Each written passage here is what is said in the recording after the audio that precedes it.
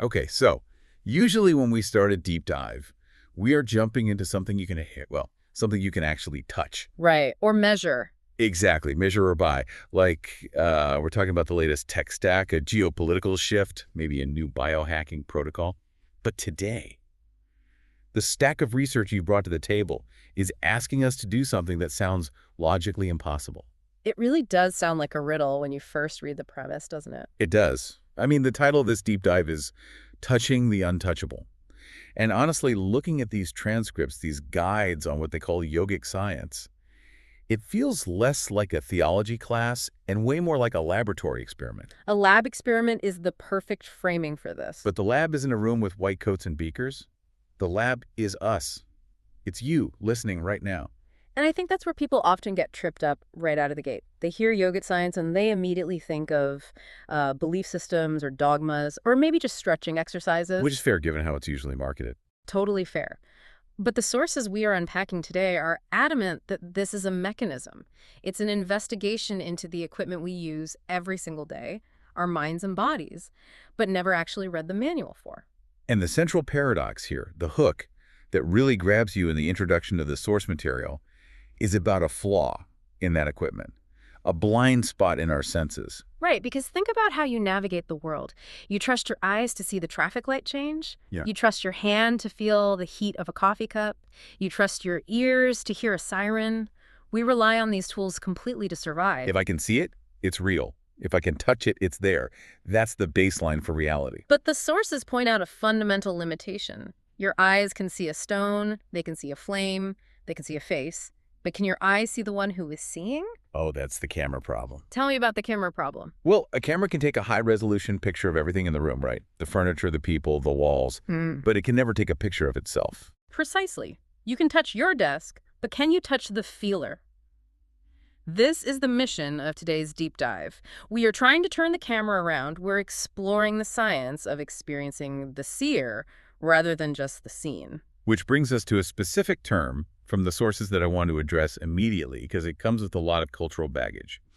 Shiva, or adiyogi. Yeah, we really need to clarify this. For the listener who might be reaching for the skip button right now, thinking we're about to veer into a religious sermon, how do the sources actually define this? They are incredibly specific about this distinction, and it's crucial we get it right. In this context, when the texts refer to Shiva or adiyogi, they are absolutely not talking about a deity sitting on a snowy mountain. Or a character from a mythology book. Right. They're using it purely as a technical term. A technical term for what exactly? For that which is not. That which is not. That sounds a bit like quantum physics, honestly. It's very similar. Think about the physical universe. We know from modern physics that an atom is mostly empty space. If you look at the cosmos, it's 99% emptiness. Adiyogi is the symbol for that emptiness. Absolute stillness. Yes, it represents the silent canvas upon which the entire universe is painted. So it's not about worshiping an external figure. It's an anatomy lesson. But instead of muscles and bones, we are dissecting the layers of consciousness.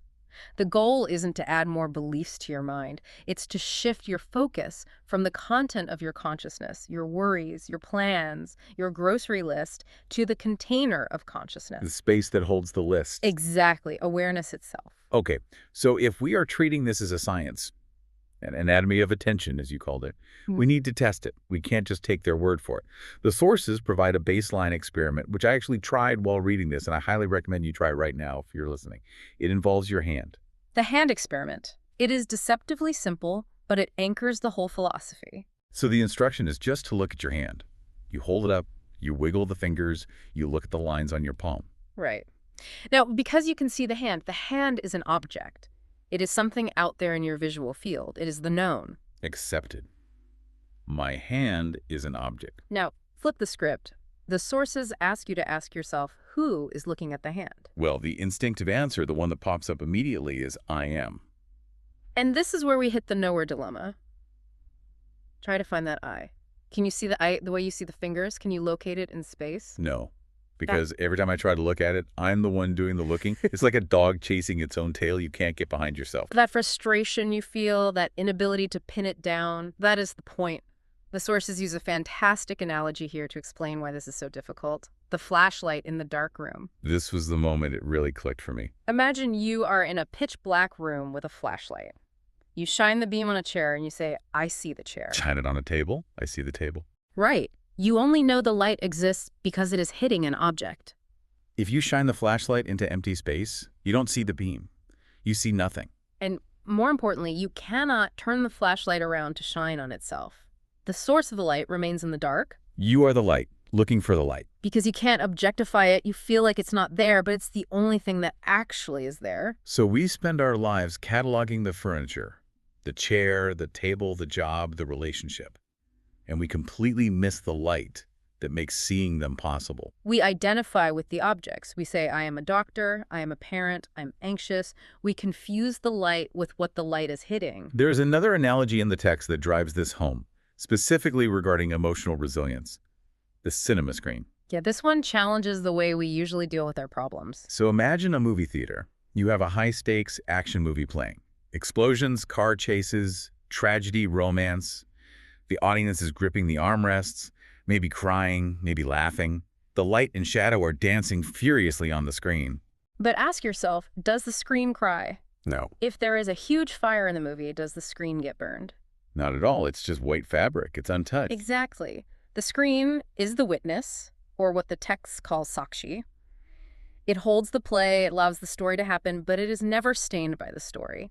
The premise of this deep dive is that your awareness is the screen, and your thoughts and life events are just the movie. That's a powerful idea, but I have to play devil's advocate here. It sounds nice intellectually to say I am the screen, not the movie.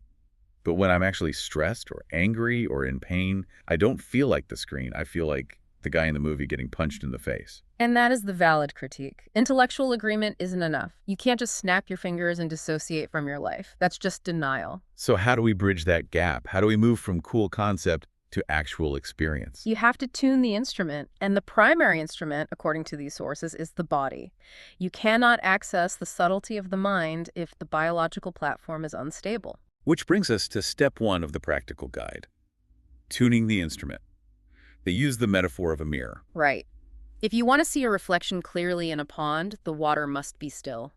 If the surface is rippling or boiling, the image is distorted. If the body is fidgeting, aching, or slumped, the mirror of the mind is distorted. You can't see the depth if the surface is chaotic. So let's get technical with the posture. This isn't just about sitting up straight because our parents told us to. There's a geometry to it described in the sources. It starts with the spine. The instruction is to keep the spine upright, but not rigid.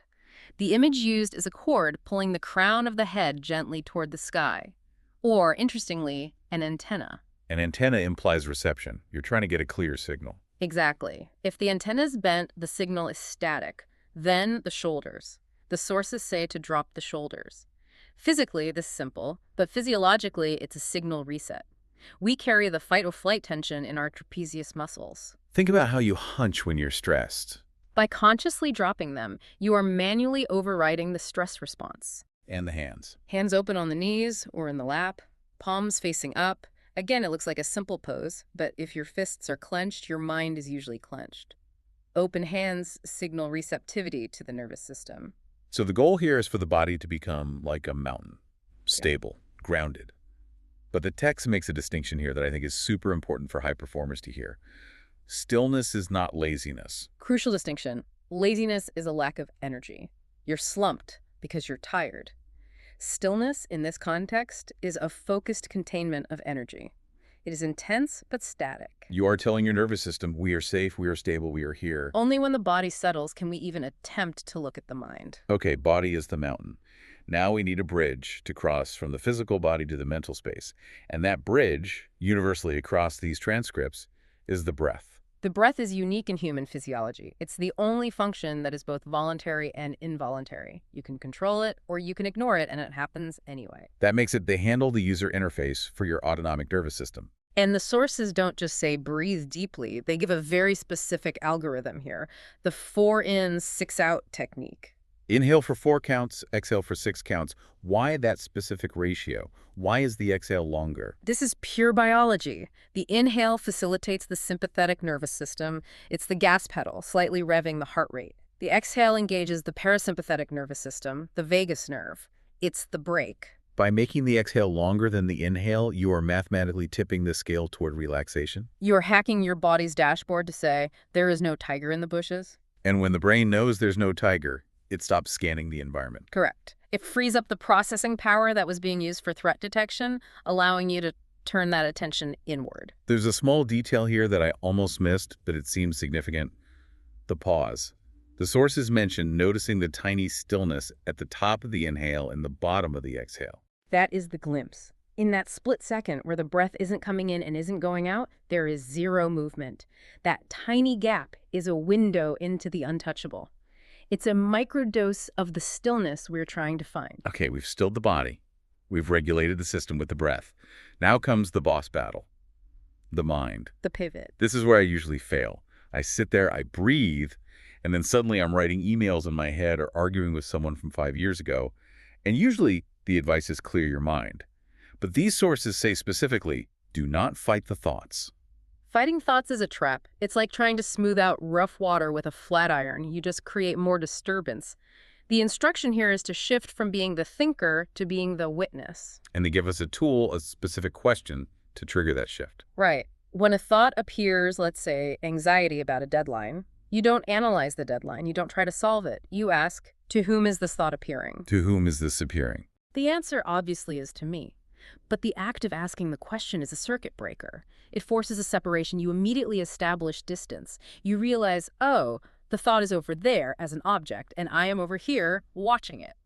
This brings us back to the sky analogy. If thoughts are clouds, some dark, some fluffy, some fast, your awareness is the sky. The sky allows the clouds to pass, but the sky never becomes the cloud. It doesn't get wet when it rains. I also found the cat and mouse analogy in the transcript really helpful for understanding the attitude required here. It says to watch the mind like a cat watching a mouse hole. That implies a state of intense alertness. You aren't spacing out or falling asleep. You are waiting. You are asking, I wonder what my next thought will be. And the funny thing is, when you watch that closely with that level of scrutiny, The mouse doesn't come out. exactly, the mind gets shy when you stare at it directly. And in that silence, when the mouse doesn't come out, what remains? The silence. The watcher. That is the moment of contact. It's a shift in identity. You realize, I'm not the thought, I am the noticing of the thought. Which is a massive liberation. If you are the noticing, you are not the anxiety, you are not the anger, you are the space in which those things are happening. Now we have to address step 4. The sources mention the third eye, or the ajna center. And I have to admit, my skepticism radar pings a bit when I hear third eye. It sounds very mystical, maybe a little too woo-woo for me. I get that.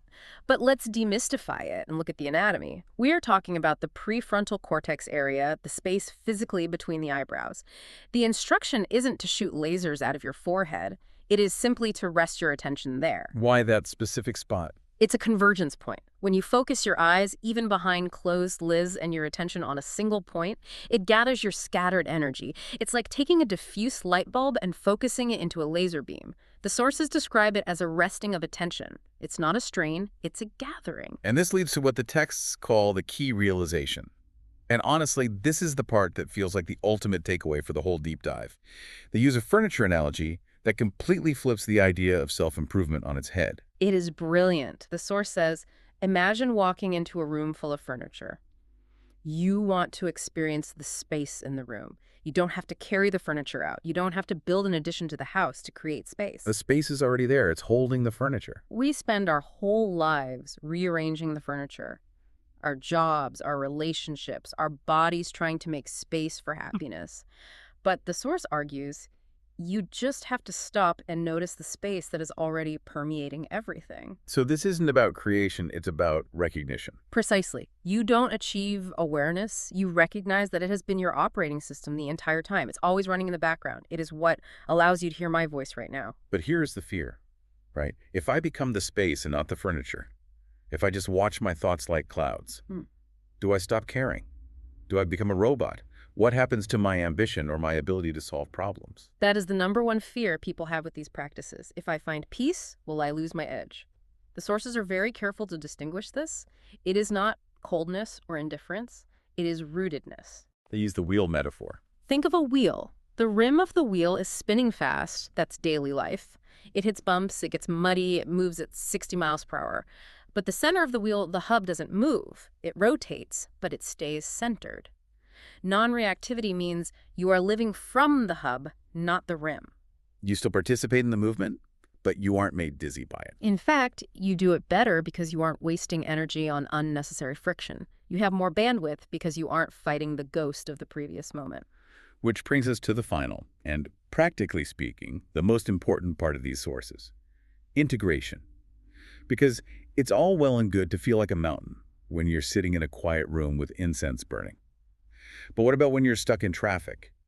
Or your boss is yelling at you? Or your toddler's having a meltdown? The sources explicitly warn against leaving this stillness on the meditation cushion. If you look at the iconography of Adiyogi that we discussed earlier, he is depicted with eyes half open. Not closed. Not closed, half open.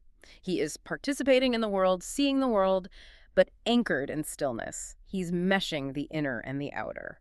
So let's look at the 3 specific tools provided to take this on the go. These are for you if you have a busy day ahead and can't go live in a cave.